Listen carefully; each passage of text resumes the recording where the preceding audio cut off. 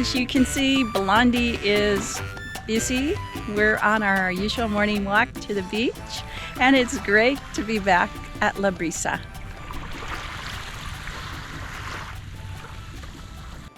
When we left La Brisa in April 2020, we stripped her of all her sails and removed the Dodger to reduce windage in case of a hurricane.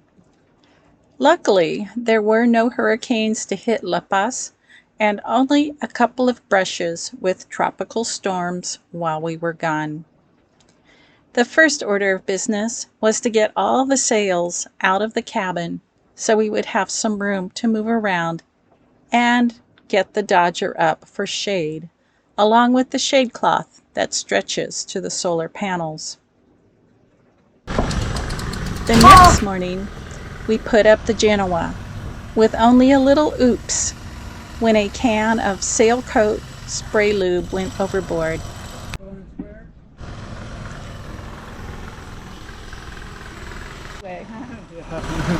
Off the hard way on you. Since the foil that had the slight bend near the top was straightened by Luis and his crew at Dawn Rigging, the sail easily glided up. No more struggling to get the head of the sail past the kink. The breeze sprang up, and we waited until the next day to get the main on. One of our viewers asked whether we had any problems with mold. I am pleased to report we did not, and I think it was because of the circulating air.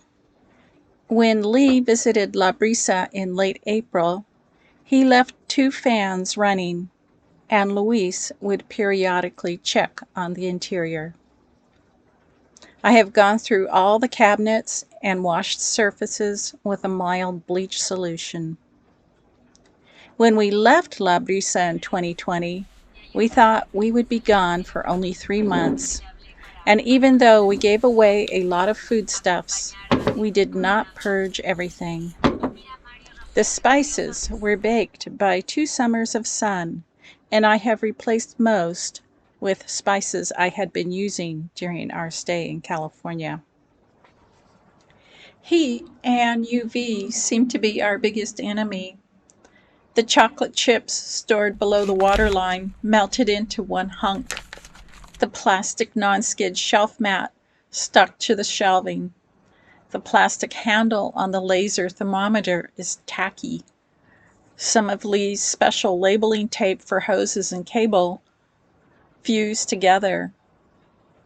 The grips on the spare set of crutches I left at the boat oozed some sticky substance, and the UV, not surprisingly, destroyed most of the zip ties on the standoffs for the SSB antenna.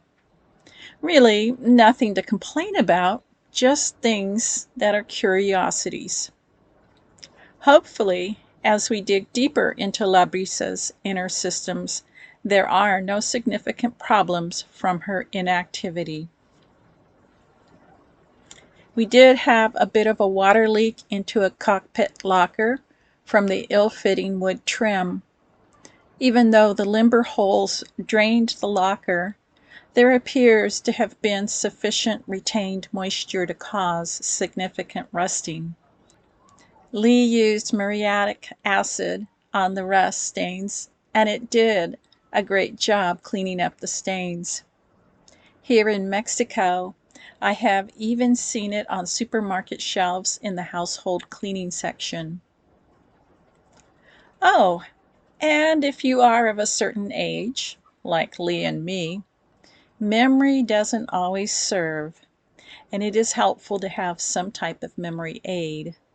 Luckily, we were able to find some pictures we took in 2019 to guide Lee in re-rigging the main sheet. The tag on the engine key has been changed and lets us know the sea strainer has been cleaned and the engine intake seacock is now open and good to go. When Lee reinstalled the water maker in 2019, He replaced a good portion of the water hoses. There were 2 long runs that he did not change, and he decided now was a good time to replace them. It is obvious by the color and stiffness which hoses are the old hoses. One run was from the water tank selector switch to the water pump in the back of the lazarette, and the other run was hose from the water pump back to the distribution tee located in the same area as the selector. Lee thought about relocating the water pump to a more forward location, but couldn't come up with an alternative. There isn't room under the sink due to the water maker pressure pump and filters. We looked at local home improvement stores for water hose, but couldn't find the right diameter. We did find marine grade hose at Lopez Marine, and it was pricey, about $2 a foot, and it took about 45 feet. There are just 2 short sections of hose that still need replacing, the runs from each water tank to the selector switch. We will tackle that job when we clean out the water tanks.